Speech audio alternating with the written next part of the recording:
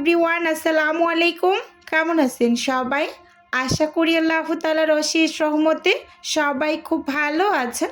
আলহামদুলিল্লাহ, আমিও ভালো আছি।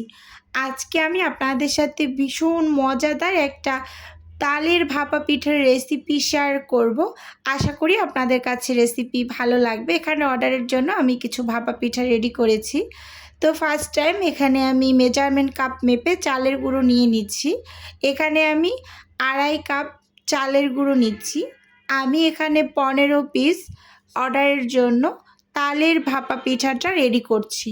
তো এখানে যে আমি চালের গুঁড়োটা ব্যবহার করেছি এটা শুকনো চালের গুঁড়ো, বাজার থেকে কেনা প্যাকেটজাত যে তীর চালের গুঁড়োটা পাওয়া যায়, তো সেটাই কিন্তু ব্যবহার করেছি। আপনারা ভেজা বা হাতে তৈরি করা যে কোনো টাইপের শুকনো চাল দিয়েই তৈরি করতে পারবেন। পিঠাগুলোকে একটু নরম করার জন্য এখানে আমি 1/3 কাপ করে 2 বারে ময়দা দিয়ে দিচ্ছি। আপনারা চাইলে এখানে সুজিটা ব্যবহার করতে পারেন। এখন এখানে আমি গুঁড়ো দুধ দিয়ে দিলাম 1/2 কাপ, সেই সাথে এখানে 1/2 কাপ চিনি দিয়েছি ফার্স্ট টাইম। তো এরপর আবারও কিছুটা পরিমাণ চিনি দিয়ে দিলাম। চিনির বিষয়টা একটু মাথায় রেখে তারপর দিচ্ছি, কারণ মিষ্টির পরিমাণটা কম দিতে বলেছে কাস্টমার, তো এর জন্য হেজিটেট ফিল করছিলাম যে আসলে ঠিক মতো হবে কিনা, এইরকম আর কি। তালের ভিতরেও যেহেতু মিষ্টি আছে, তো যাই হোক এখানে আমি 1 চা চামচ উঁচু উঁচু করে বেকিং পাউডার দিয়েছি। সেই সাথে এখানে আমি তালের পিউরি দিয়ে দিচ্ছি। এই যে তালগুলো, এগুলো আমি কিন্তু জাল করাটা ব্যবহার করছি। খুব সুন্দরভাবে তালের রসটাকে বের করে আমি জাল করে নিয়েছিলাম সামান্য একটু লবণ দিয়ে। খুব সুন্দরভাবে জাল করে এভাবে ঘন করে নিয়েছি। অবশ্যই আপনারা জাল করে ব্যবহার করবেন, এতে করে মানে তালের ভিতরে যে একটা তেতো তেতো ভাব থাকে সেটা চলে যায়, এরকম আর কি। তো সেই সাথে এখানে আমি তেল দিয়েছি 1/2 কাপ, একটা ডিম দিয়ে দিয়েছি। এখানে আর যেহেতু আমি 2.5 কাপ মানে চালের গুঁড়ো ব্যবহার করছি, একটা ডিমে যথেষ্ট। আপনারা যদি চান ডিমটা একেবারে পুরোপুরি স্কিপ করতে পারেন, কোনো অসুবিধা হবে না। এখানে আমি লবণ দিয়ে দিলাম স্বাদ মতো, সেই সাথে এখানে 1/2 কাপের থেকে একটু বেশি হবে কোরানো নারিকেল দিয়ে দিয়েছি। এবার হাত দিয়ে খুব সুন্দরভাবে এগুলোকে মেখে নেব। এখানে আমি আপনাদের রিকোয়েস্ট করব আপনারা হাতটা ব্যবহার করবেন, এতে করে খুব সুন্দরভাবে সব কিছু একসাথে মেশানো যায়। যেহেতু চালের গুঁড়োটা শুকনো চালের গুঁড়ো, অবশ্যই খুব সুন্দরভাবে একটু মেখে নিতে হবে সময় নিয়ে। এটা অবশ্যই সময় নিয়ে যদি করেন তাহলে খুব ভালো একটা রেজাল্ট পাবেন। আমি যেহেতু ভিডিওতে একেবারে ভেঙে ভেঙে আপনাদের মানে বোঝানোর চেষ্টা করি, আসলে কতটুকু পারি সেটা জানি না, কিন্তু খুব করে চেষ্টা করি যে যাতে করে আপনারা বুঝেন। কারণ শুকনো যে চালের গুঁড়োটা এটা কিন্তু আপনার পানি পাওয়ার পর ফুলে ওঠে। তো এই জন্য আপনারা অবশ্যই হাত দিয়ে একটু ভালোভাবে মানে মেখে নেবেন, এতে করে পিঠাগুলো খুবই সুন্দর হবে এরকম। তো এখন আমার কাছে পিঠা ব্যাটারটা একটু ঘন মনে হয়েছে, তো এর জন্য আমি 3 টেবিল চামচের মতো হবে লিকুইড দুধ দিয়ে ব্যাটারটাকে ঠিক করে নিচ্ছি। তো দেখুন ব্যাটারটা কিন্তু অনেক বেশি ঘনও না বা অনেক বেশি পাতলাও না, এরকম হবে।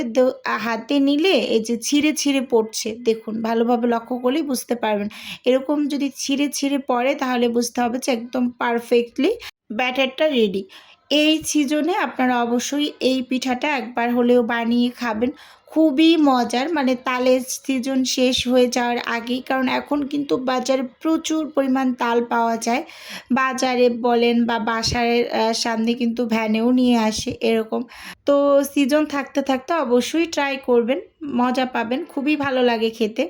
তো যাই হোক এখন আমি ব্যাটারটাকে ঢাকা দিয়ে রেস্টে দিয়ে দিলাম। খুব বেশি একটা টাইম আমি রেস্টে দেব না, কারণ আমার হাতে একেবারে সময় নাই, মানে নাই বললেই চলে, এরকম একটা বিষয়।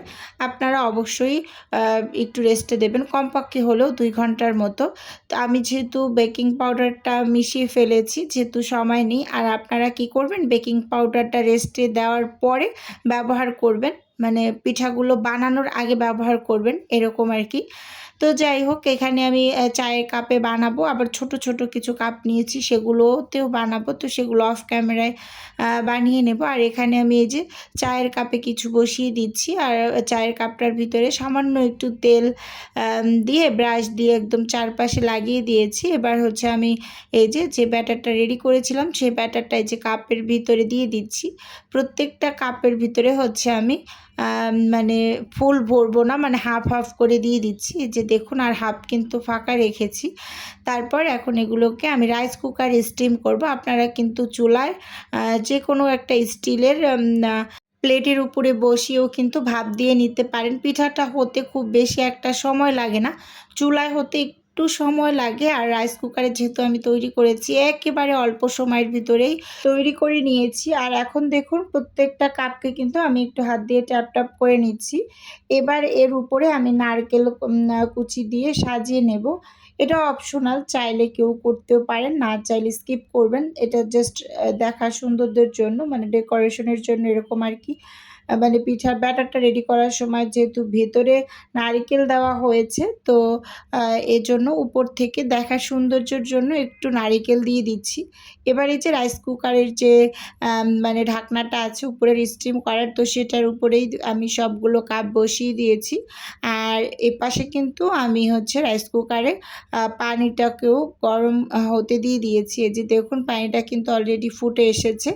এখন এই যে ঢাকা খুলে আমি হচ্ছে যে স্টিমারটার ভিতরে বসিয়েছি, তো সেটা আমি এই যে রাইস কুকারের উপর দিয়ে দেব। তো এভাবে করে আমি সবগুলো পিঠাই কিন্তু বানিয়ে নিয়েছি। চুলোতেও কিছু করেছি, তো সেটা আর আসলে ক্যামেরা অন করা হয়নি। আমি যেহেতু একা হাতে কাজ করি, আর আমার পক্ষে সব কিছু মেনটেন করা ইদানিং খুব বেশি কষ্টের হয়ে যাচ্ছে। আপনাদের জন্য যেহেতু আমি কর্নফ্লাওয়ার, ব্রেড গাম, পলিকাগজ, পলিশিট এই বিজনেসটাও শুরু করেছি, তো সব কিছু গুছিয়ে কাজ করতে আসলে অনেকটা সময় লাগছে। আপুদের পার্সেলগুলো রেডি করতেও কিন্তু সময় লাগছে। তো কী আর করার আছে। এখন হচ্ছে আপনাদের একটু দেখিয়ে দিচ্ছি এটার ফাইনাল লুক। তো আমি 15 পিস হচ্ছে অর্ডারে দেব, আর 2 পিসের মতো হচ্ছে বেঁচেছে, তো সেটা হচ্ছে আমরা বাসার জন্য রেখেছি। যাই হোক, এই যে দেখতেই পাচ্ছেন পিঠাগুলো কতটা পরিমাণ সুন্দর হয়েছে। এভাবে করে তালের ভাপা পিঠাটা বানালে এটা খেতে কিন্তু ভীষণ ভীষণ মজার হয়। আর এটা বানানো খুবই ইজি। এই যে আমি কিছু বড় কাপে বানিয়েছি এবং কিছু আবার ছোট ছোট কাপে বানিয়েছি। একেবারে অল্প সময়ের ভিতরে এরকম মজাদার একটা পিঠা তৈরি করে নিতে পারবেন। আমার তো ভীষণ ভালো লেগেছে, কারণ হচ্ছে তালের সিজনে এরকম একটু পিঠা না খেলে কি হয়। আপনারা বাসায় রেসিপি দেখে ট্রাই করবেন, ট্রাই করে আমাকে সুন্দর একটা কমেন্টস করে জানাবেন যে আপু একদম পারফেক্টলি তৈরি করতে পেরেছি। খুবই সহজ এই পিঠাটা তৈরি করা, আর অল্প সময় লাগে। কি যে নরম তুলতুলে হয় এই পিঠাটা, কি আর বলবো। তো যাই হোক, ভিডিওর এই পর্যায়ে ছোট্ট করে নিজের বিজনেসের একটু প্রচার করছি। আপনারা তো অনেকেই জানেন আমার ছোট্ট একটা ফ্রোজেন আইটেমের বিজনেস আছে। যদি কেউ কোনো টাইপের ফ্রোজেন খাবার বা কোনো টাইপের পিঠা এবং ব্রেড গাম, কর্নফ্লাওয়ার, পলিশিট, পলিকাগজ অর্ডার করতে চান, তাহলে স্ক্রিনে দেওয়া হোয়াটসঅ্যাপ নাম্বারে নক দিলেই কিন্তু A to Z বলে দেওয়া হবে। আর যদি কেউ অর্ডারটি সরাসরি কনফার্ম করেন, তাহলে স্ক্রিনে দেওয়া হোয়াটসঅ্যাপ নাম্বারে সরাসরি কল করে অর্ডারটি কনফার্ম করতে পারেন। শুধুমাত্র ঢাকা সিটির মাঝে কিন্তু হোম ডেলিভারি করা হয় ফ্রোজেন আইটেমের ক্ষেত্রে এবং পিঠার ক্ষেত্রে। আর অন্যান্য যে শুকনো আইটেমগুলো, এটা কিন্তু সারা বাংলাদেশে ডেলিভারি যায় স্ট্রিট ফাস্ট এবং পাঠাওয়ার মাধ্যমে। আমি সবসময় স্ট্রিট ফাস্টের সাথে কাজ করি, এটা আমার কাছে ভালো লাগে। ওরা দ্রুত থেকে দ্রুততম সময়ের ভিতরে কাস্টমারের কাছে পৌঁছে দেয়। তো দেখুন, এই যে খুব সুন্দরভাবে কিন্তু আমি এখানে সবগুলো পিঠা মোল্ড আউট করে নিয়েছি। আপনারা কাপ বা কোনো স্টিলের বাটি যে কোনোর ভিতরে এই পিঠাগুলোকে বানিয়ে নিতে পারবেন। তো এখানে এই যে পিঠাগুলো আমি ডেলিভারি করে দিয়েছি। তো আজকের ভিডিও পর্যন্তই রাখছি। আল্লাহ হাফেজ।